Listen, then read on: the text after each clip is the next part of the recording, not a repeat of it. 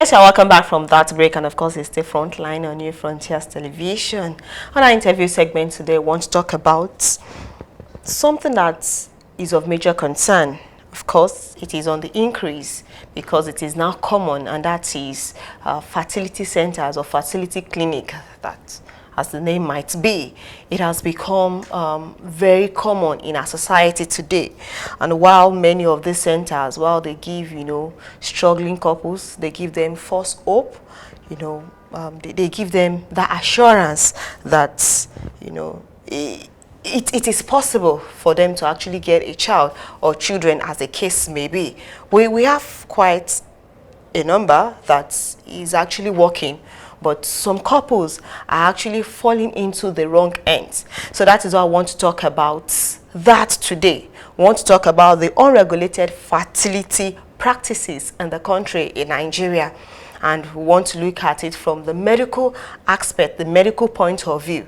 To what extent should couples go when it comes to seeking for solutions? And of course, what danger can these solutions, apart from the medical profession, what danger can it pose, to the couples and of course the society at large? And joining the discussion today is Dr. Yetunde Fadeye. You're welcome on the show. Thank you very much. Now, to start with, what's your view on couples who seek, should I call it external help, apart from medical profession? Thank you very much. My view for couples that seek external help, aside from medical profession, is that they are likely going to fall into scammers or fall into the wrong hands. Because first thing first is that you need to know where the problem is for you to be able to tackle the problem. And you have to go to the appropriate places to seek for solutions. So as a healthcare provider, we still advocate that when you have not been able to achieve pregnancy within the stipulated period of time, we say that having unprotected sex regularly, at least 3 times in a week on alternate days, and you are still not able to achieve pregnancy within a year, for some 2 years, but for most maybe 1 year, and we know there's a problem, there's an issue. So for those persons, they should visit their doctors or go to the hospital so that they can be better diagnosed with what their issues are. For some people, it might just be health education on what they are not doing properly, and then they might be able to achieve that pregnancy. And for some other persons, they might need to be assisted in different ways. And that's why you have assisted reproduction. So my view is still that when you are not achieving pregnancy, come to the hospital. Don't go to different places so that you will not be scammed. It's so common in the country now. It is. And when they are desperate, they can easily fall into the hands of scammers. Yes, there have been reports that, a lot of people, especially waiting couples, intending parents, they use apps indiscriminately. And is this medically, recommended? The use of apps? Well, use of apps has been categorized into what we call comprehensive and alternative medicine, which is a big thing in the world now. The Chinese have different apps they look into. So there's nothing wrong with the complementary and alternative medicine. However, it's the regulation that we still have in the problem, that we have a problem with in the country. Because what do this app contain? Have you done research? What are they to do? Even the regular drugs that you are being given, you'll be told maybe take 1 per day, take 2 per day. So you need a lot of research into our apps. You must remember that a lot of the drugs we are using, they are gotten from plants, but research has gone into that. So I will still advocate that when we look at our country, we should still look for the medical professionals to be able to help us. Because some people have used different apps and it's been linked with kidney failure, which is very prevalent in our environment also now. So I will still advocate that people come to the hospital and they are better tested, and then we know what the problem is so we can better tackle it. Now let's narrow this discussion down to the fertility centers. Now, talking about the fertility centers, do they serve as substitutes for the conventional hospital that we have in the country or outside the country? No, they are not supposed to serve as substitute. You know, we have advanced facility centers in the country, especially in Lagos, Abuja, and Port Harcourt. Those three places kind of have a lot of facility, but they are not supposed to be substitute to the hospital. You're supposed to come to the hospital with diagnosis, you have this issue, and if you need assisted reproduction, that's what we said, assisted reproduction, you are better linked to appropriate specialists in that field, you know, and in these different facility centers. But like you said, because of regulation, we have all kind of different ones that are just springing up, you know, and then they could easily fall into the wrong hands. But if you come to the hospital, you are diagnosed, and such hospital does not have facility, because I must tell you that assisted reproduction costs a lot. Not all hospitals have that facility, and that's why you have all these facility centers springing up, because it's monumental expenses that are spent in able to set them up. So the proper channel is come to the hospital, you are diagnosed that you need an assisted reproduction, and then you are referred to the specialist. And most times the specialists are the obstetric and gynecologists who have special interest, you know, in fertility issues, you know, and so we link them up with such a specialist, and that way their experience goes seamless, and then they achieve what they want to achieve. So it's not you just entering those facility centers, because you don't know which is which. You don't know the one that is regulated, you don't know the ones that are not regulated. But we as healthcare professionals, we know the right ones from the wrong, you know. I wouldn't send someone to a colleague that I do not know. I probably will refer to someone. And the beauty of referrals is that you have, you know, your communication. You communicate with them. Oh yeah, I'm about to send this person to your facility for so and this, and then you give the person the address, you know, and you know, such a thing is being done. But for someone like me that work in the federal hospitals, my hospital has a arm for assisted reproduction, so I don't have to do that. But for some other facility, they do not have that, so which means that they have to refer out to the facility fertility centers. Is it that, you know, waiting couples or intending parents don't really have that knowledge that, you know, some hospitals or professional medical professionals can actually, you know, advise them, or can provide like a link for them to go to a fertility center? You know, when there's miscommunication, all kinds of things happen.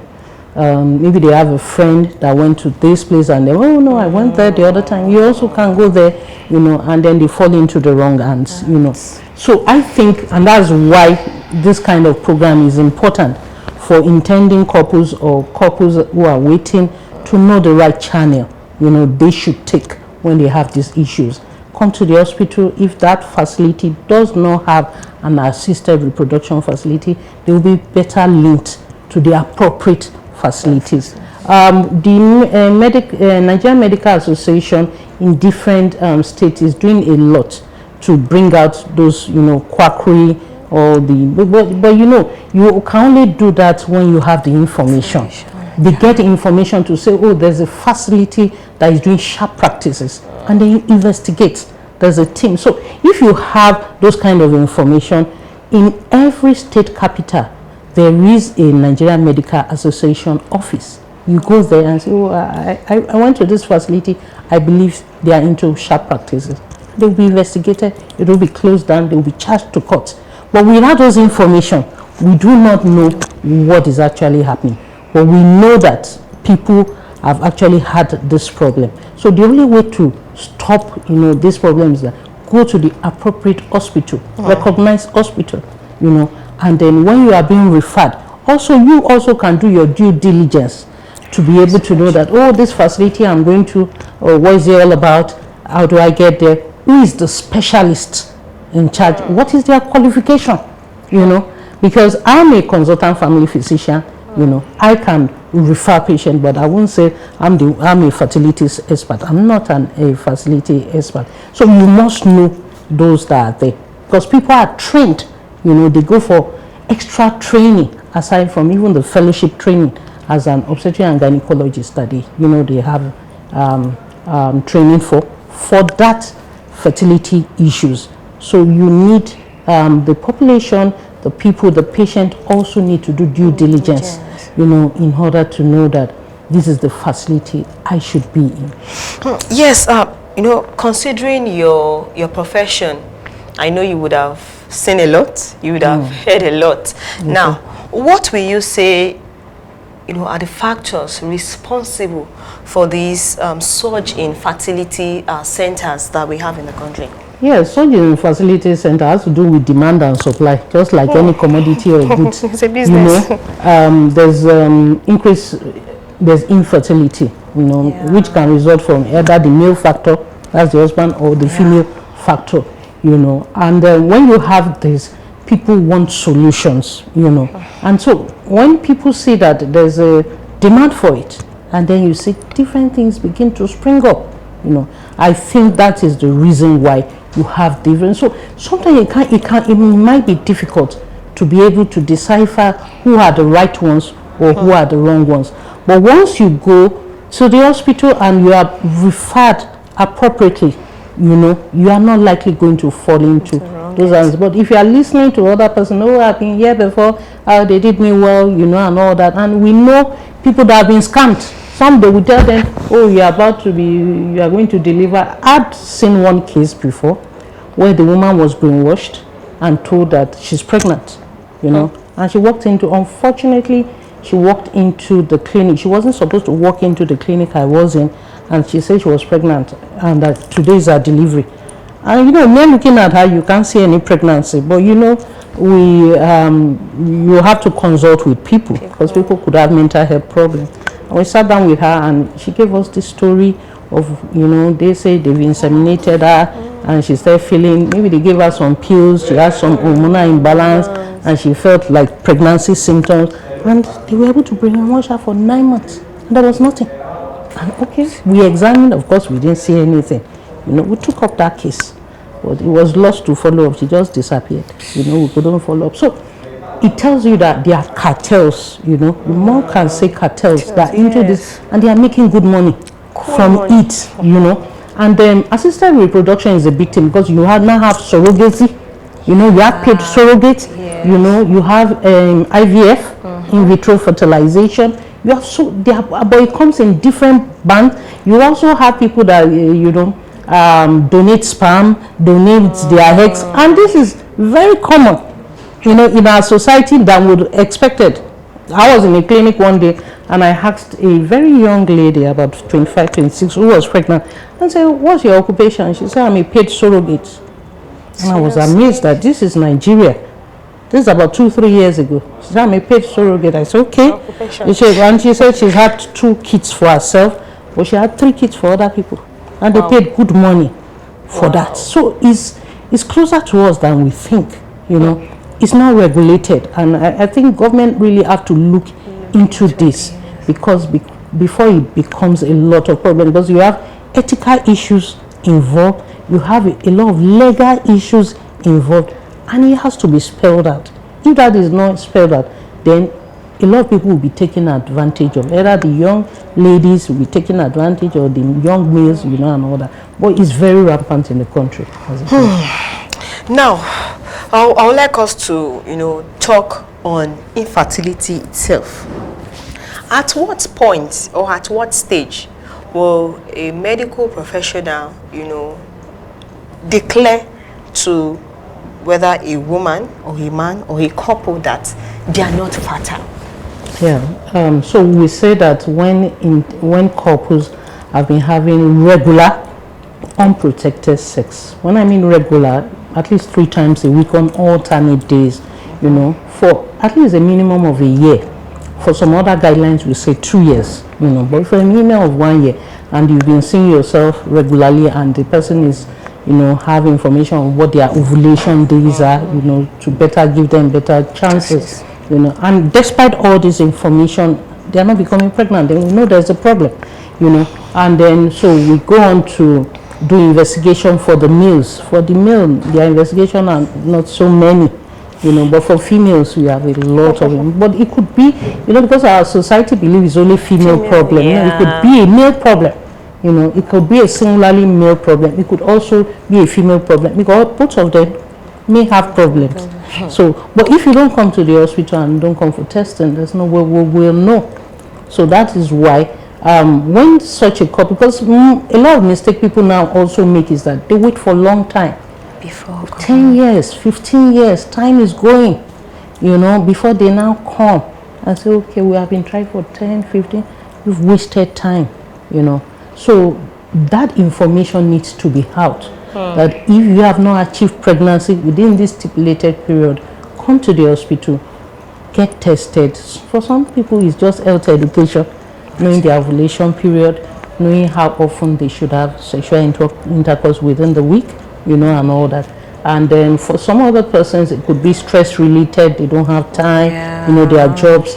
And then you get a balance, and you'll be able to achieve pregnancy. So. Now, after, declaring or announcing to the couple that maybe one of the partner or both of them are not fertile, so what exactly is the next stage? What should they do, or what will the healthcare provider, inform them? What's the next phase? So once they come to the clinic and you have told them that based on all the investigations they've done and that both of them are not fertile, that due to the male factor, depends on what you do will not depend on what the cause of the infertility is. And for some cases you don't even find any cause, in some rare cases you might not find anything. Okay, but for those maybe due to the male factor, and then they start treatment, for the husband, the male part. And if it's for the female, they start treatment. So I can't say specifically that this is this, because it is dependent on what is causing it. Take for example, if the male, the sperm count is very low in the male, there are some other tests the male will do. Is there a blockage, why the sperms are not passing, freely within the scrotum and all that? They do all that. They do more testing, and then they place down medication. Was there an infection? If there are infections, they are treated. For the females also, they look at the reason. Is it hormonal imbalance, that is causing this? Is there a defect? Is there a blocked tubes, that is causing that, Or is it even the type of uterus the woman has that is not making, her to be pregnant? So you look at all these things, and you tackle each of it, And then you now get to a point whereby maybe you are out of options and you can't get demand for some male. They don't even have sperms at all. Wow. No sperms. So, and that's where assisted reproduction comes in. Okay. Assisted reproduction. You have sperm banks in the country now. There are sperm banks, so you can, people donate, and then you can go to the sperm bank to say, and they look at the different characteristics and say, okay, I want this sperm, for my wife's ovum or egg, as it were, And also you now have both ovaries, ovum that are also banked for the female also. Because for some other females, maybe due to advanced age, or maybe because of diseases in the past, take for example cancer, and the eggs are destroyed, is a possibility. And then we also look at donors that can donate. And then you do assisted reproduction, which could be in form of in vitro fertilization or surrogacy. You look at, there are so many options. You look at that, and then there's even adoption. That's another option. But all these things, because of our cultural practices, also is a big problem for us. And but people are doing that, and you do not know. Someone comes, say I'm pregnant, goes abroad and comes back with a baby. And you do not know what has happened. So we see a lot of this in our clinics. When patients come and I look at a 60-year-old woman who has delivered, it's patient confidentiality. I say, madam, did you have this baby? And they say, oh, no, I had a paid surrogate. But the family don't know.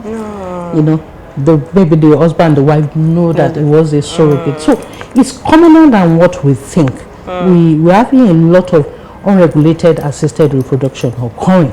within the country, and it needs regulation. Yes, it's because of the seriously needs. ethical issues attached and legal issues attached to it. Now, looking at this assisted reproduction, you know, if we should look at like decades, like 10, 20 years ago, it was not this pronounced, or shall I say it was not that welcome. So what will you say happened, you know, that brought about this paradigm shift? You know, people were not talking about it. Even those people that were doing it secretly. But now, like, everybody is proud of it. People, they tell you openly. So what happened? Yes, we have to look at, you know, a lot of things is dependent on maybe the female child, you know. We have more females, especially in the southern part of the country, going to school, getting education. After education, they get married at old age, you know, as against maybe in the northern states where they marry, you know, younger age. So we are seeing more of that, career women, you know, and all that. Even career men, you can get married and say for the next 5 years we don't want to have a child, you know. And then after that 5 years, they now want a child and they can't find one. Okay, so these are part of the reasons you begin to see all that, you know. We are now having that being more pronounced, you know. And then you also look at the economic situation, you know, also.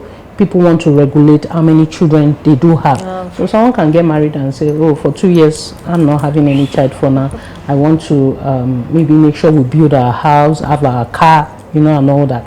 And so by the time they are ready, they are now not getting a child. They become desperate, you know, and you know, the society, you know, the societal pressure, you know, the stigma. There's a stigma attached to infertility, you know, or the common word barren, you know. It's it has a lot of toll, the mental health of people, you know, when maybe a female is called barren, you know, and all that. So all these factors has made it more pronounced, and a lot of things are even being done underneath, you don't know. You know, even celebrities, you see them, they come in and say, oh, I just had in vitro fertilization. I don't know the father is a, you know, donor sperm, and they come and they are speaking out, they are saying it. Or someone say, oh, I had a child from a surrogate. This is happening, you know. And you know, people are better speaking out, maybe the celebrities, but I can still tell you that a lot more is happening beneath because of cultural reasons. People are not still speaking out on what they are, and we don't have a lot. Even if you come to the hospital, we don't have data to show how bad this menace has become, you know, because you now, like you have said, a lot of private facilities, you know, so you don't get this. A lot of them don't come to government hospitals, they go to the private facilities. And if you now go to the private facility and tell them that they should they should show you their records about what they've been doing, it's not likely they will show you 100% of you know what it is. So it's happening much more than we think that is happening. So I think the economic reasons is part of it. I feel female education, maybe late female education, is also part of it. Late marriages, you know, and career person, both the male and the female, also. So, and then maybe, and the general outlook that, you know, our young people are looking towards developed nations, you know, better emulating, you know, what we have in developed nations. So all this can account for what we are seeing more now. Now, looking at this issue of, you know, fertility centers and, you know, government policies. Yes, you know, in recent time, they have been clamped down on, you know, some of these fertility centers. Of course, it's always in the news wherever there's a clampdown. But as an healthcare provider, what do you think, you know, the government, or should I say, as individuals? I know that if there's going to be like a clampdown, if the federal government or state government is going to work, definitely someone must inform, you know. Exactly. So what should be, you know, a collective effort to ensure that we put a stop, you know, to these unregulated fertility, you know, practices or centers, so that, you know, intending couples, most times they are in pain, emotional pain. They will no longer be scammed, and they will be channeled, or that energy, their energy will be channeled to the right, you know, to the right center. So what do you think, you know, individuals, society, even states or federal government can do to reduce? Yes, you've talked about it. So as an individual, make sure you go to the right hospital. Like I've said, if you see something, say something. If you see the wrong things, inform. All the states, that state of the federation, including FCT, there's the Nigerian Medical Association chapter, you know, where you can lodge your complaints there to say, oh, I think, and they do due diligence, and then they look at this and clamp down, and then that's individually. As a society, you know, we must look at our laws, both at the federal level, at the state level, at the local government level. You know, we have to look at our laws, because sometimes these laws are in place. It's enforcement of the laws that is the problem. So we have to sit down and look at the laws and look at the problems, you know. And, you know, looking at the problems, you also have to look at the data you have and see how bad this situation is. So we also look at that. And then another thing we can do is that look at international best practices. What is being done in other nations. Also, you look at that, because even in the medical field, what we also could adapt other you know, regulations from other countries that suit us, you know, better suit our own society, so that we can better take care of our people, you know, and give them the best, and protect them from scammers, as we have said, you know. And it should be assisted reproduction, you know, it should be a beautiful thing. It should be added plus to those intending couple. It shouldn't be a nightmare, you know. And, you know, like you have said, so at each level, every one of us has the responsibilities. The federal level, the state level, which in the federal Ministry of Health, you know, looking at other ministries, you know, Attorney General, you know, legal, you look at all that. At the state level, the governors, you know, they set up committees to look into these. And even both federal level, the Senate, the House of Representatives, look at this, look at the bills that are in existence. Are they strong enough to sort this problem? Are they gray areas we should better sit down and look into? And then do a lot of symposium where you call healthcare professionals, legal professionals, and you sit down, you know, you rub minds and look at what can be better done, you know. I think once we can do that, then we are likely going to start solving the problems already being created. Yes, lastly, before I let you go, I don't know if it's still in practice, but as an healthcare provider, you will inform us about that. You know, while growing up, I had cases where parents, especially mothers, they take their daughters to the hospital, unmarried daughters, teenagers, you know, to help, or will I call it help, or they just take them to the hospital and they ensure that their daughters go through family planning. I don't know if that is still in practice. Oh, well, we have a lot of ethical issues, you know. You can't give family planning to either adults. For adults, you need their consent, and even for the minors, you need their assent. You know, they must be ready to say, okay, I want this. Like you said, it was done in the past, but if you do it now, that child can sue you to court, you know, because they have their own rights, and the law looks at it as such that that child has a right. You cannot force, you know, family planning on a minor. You cannot. You know, the best you can do is give informed consent. You tell them everything they need to do. Maybe abstain. If you can't abstain, be faithful to a partner. Use condom, you know, and everything.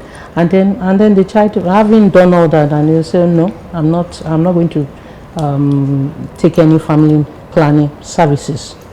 And there's nothing you can do, you know. So that child has a responsibility, even though the child is minor, but the child is protected. We must get the assent, Your mother can come maybe for good intention. Oh, this child is promiscuous. What's making the child promiscuous? So you need to look at it and go to the foundation. It's a foundational problem. Health education might do that, and you give them better protection. They come to the clinic, we give them condoms, we give them male condoms, female condoms, and we give them leaflet. We inform them what they should know. And if they now say they want this family planning practices, we look at one that is better suited for them, because the family planning practices has its own advantage and disadvantage, and for different types, there are things you look out for. So to come back to your question, it is wrong in the law for any mother to come for family planning and insist their minor should be given, or even their adult child 18 years. That is not accepted in the law. So can that be linked to infertility? Well, it depends on, you have to look at different scenario, and that's why I say the family planning options you can use is dependent on the age. There are some that are better suited for some ages, and why there are some that are not better suited. Take for example, if you use the injectable in a young female, the chances are that reproduction might be delayed, which can form some problem with fertility, maybe infertility in the future. You understand? And not necessarily that the lady will not, get pregnant, but it might take a while. And that is why the family planning option you give them, it's very important. For a young lady, I wouldn't give injectable, I wouldn't give, because I know it is delayed. But for someone that completed their family size, that option is good for them. You understand? Or the implants, imagine a young lady, you do implant for them. That's a big problem. And in the future, they want to remove the implant and they now say they are ready. Reproduction might be delayed. So that indirectly, not directly, could lead to delay in reproduction. So, and that is why we always say, come to the hospital where we look at different things before family planning options are being procured to the different age groups. Now, lastly, as an healthcare provider, what would be your advice to intending couples or intending parents? Yes, that are actually in the waiting period. What would be your advice to them? Yeah, well, for those in the waiting period, it's very important that they have the information. There are just some basic information for fertility. Make sure you are having, like I've said, unprotected regular sexual intercourse. That's very important. Regular minimum of 3 times on alternate days. Having passed through your ovulation and all that. So they need all those information. Make sure you have the right information. Once you have the right information, if you are not better informed, come to the hospital where you'll be informed. We have health educators who will better educate you and even follow you up, and say, oh, this, that, what did you see today, and all your queries, questions will be better answered. Instead of just going to the roadside and people just keep on saying things that are not scientific, and that way it will create more delays for them. So have the information, be better informed, and if you have waited and there's still no changes, come back to the hospital and then the investigations, tests will be carried out, and then they can be properly diagnosed of what the issues are. So that is why. Thank you very much, Dr. Yetunde Fadeye. Thank you for the enlightenment. And like she has rightly mentioned, that seeking solution is not a sin. But whenever you are seeking solution, ensure that is the appropriate way that you are doing that. And that's what we'll be taking on our interview segment for today. Let's take a break, and after which Frontline will continue. Do stay with us.